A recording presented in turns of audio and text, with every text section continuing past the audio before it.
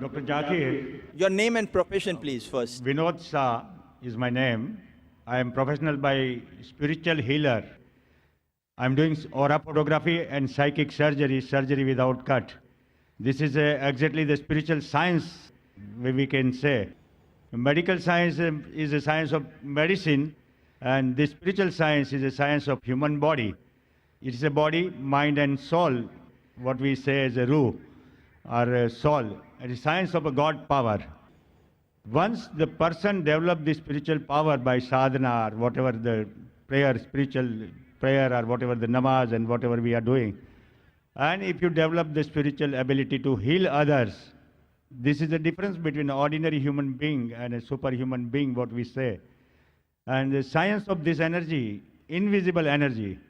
Now there is a two type of things which exist in human being. One is visible physical body, and another is a soul body, ruh.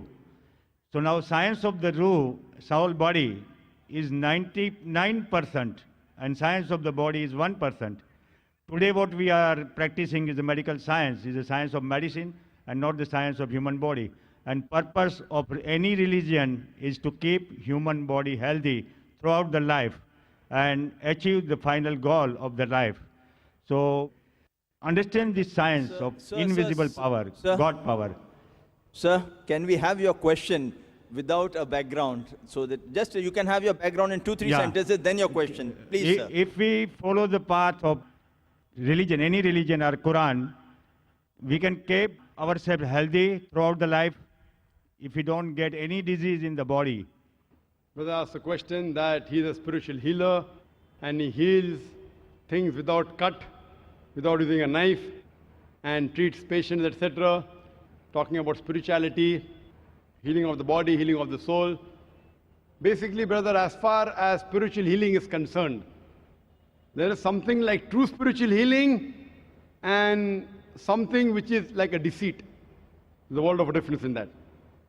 We do have many spiritual healing in public done by missionaries, and I've attended some of the programs. The Christian missionaries, they get a person and they get him on the stage, and the person is lame and he starts walking, the person is blind, he starts seeing, and we find many.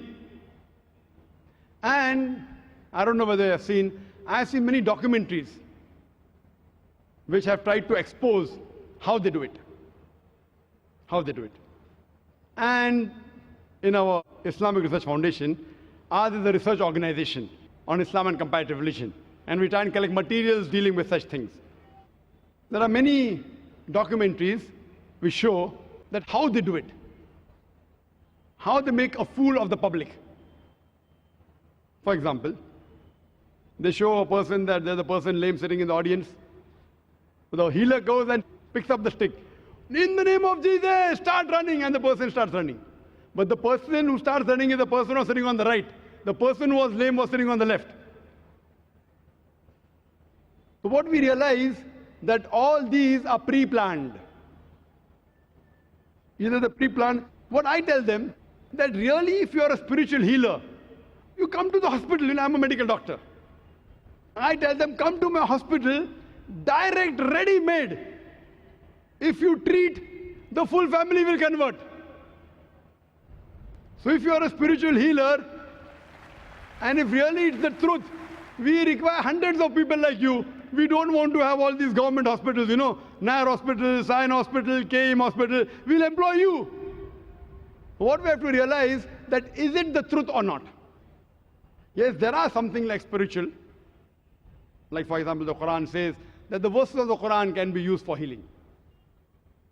But what you have to realize, in Islam, the person to heal is huwa shafi. It is he who heals. If anyone says, I heal, it is nonsense.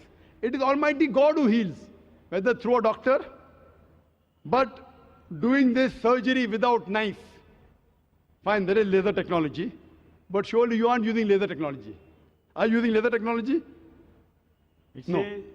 Are you using? So what I'm trying to say, that the spiritual thing you're talking about, yes. I being a medical doctor, coming from medical background, if it was true, we would have learned in medical first year that there is this method.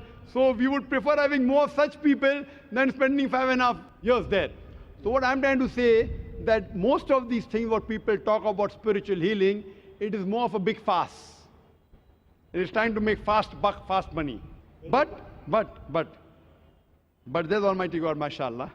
There are verses of the Quran which can get peace for you in your mind, which can treat you. There are certain diseases which science cannot understand beyond science understanding. There may be, but what we see today, mostly in the spiritual healing sessions, in vast gathering, according to me, it is nothing but a gimmick. And all these people who heal, I would like to invite you, brother. Let's tomorrow go to Sion Hospital together. Fine. And you heal the people.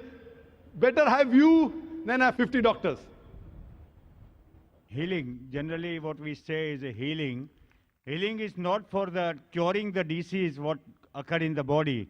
But if you treat your mind and soul body, you will never get the disease throughout the life. So preventive care, what we do day-to-day prayer and namaz and whatever we do it properly, we will never get a health problem. And if you understand the science behind it, it is a science of God power and how to use God power in our day-to-day life, what is relation of God power with human body.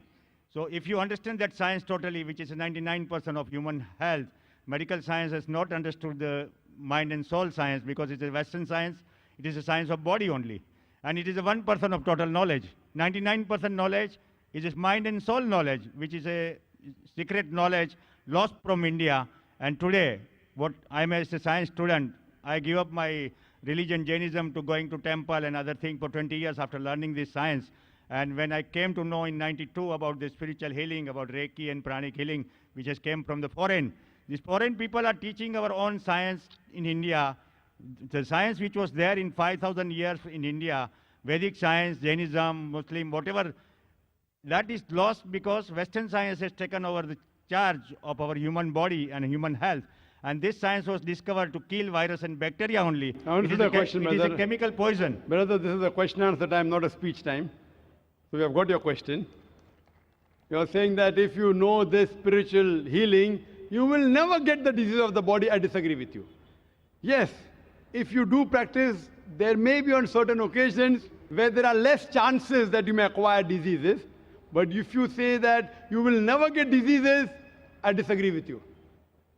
I disagree with you. What you have to realize that I do know that there are certain, for example, you spoke about namaz. I can give a talk on the scientific benefits of salah. I can give a talk of 1 hour on the scientific benefits of salah. For example, the best part of salah is the sujood. Now when you do sujood, you put the highest part of your body, the forehead, on the lowest part of the ground. And when we do that, what we find that there is more supply of the blood going to the brain. That makes a healthy brain. There are less chances of having chilblains. That is the disease of the skin of the face. When you're doing sujood, there is drainage of the bronchial tree. So less chances of having bronchiectasis. Now when we breathe normally, 1/3 of the air in the lung remains. It's called as residual air. When you breathe in the sujood, the abdominal viscera, they press against the diaphragm. And the diaphragm, it exhales out the residual air. So you breathe in more fresh air. So because you breathe in more fresh air, there's less residual air, the chances your lung will be healthy is far superior. Less chances of having lung diseases. Furthermore, there's more increased venous return of the abdominal viscera. There's less chances of having piles. When you get up from the position of sajda, when you stand up, there is more stress on the calf muscles. And the calf muscles, according to medical science, they are known as peripheral heart. It pumps the blood to the lower part of the body. I can go on and on giving references. How does salah benefit? But we Muslims, we don't pray salah for all these benefits. We pray because we thank Allah subhanahu wa ta'ala. These medical benefits are side dishes, dessert. Our main dish, biryani, is because we thank Allah and we worship Him. These medical benefits may inspire a non-Muslim. He may come closer to Islam. It will keep you healthy. But mainly, it is to thank Allah subhanahu wa ta'ala. Because we worship Him. It is not because we want to exercise. These are extra benefits, side dishes. But even I've read about other religions, about Vedic and all. Some, I do agree, do have some benefits. But to say that if you do this, you will never get any disease, I disagree with it.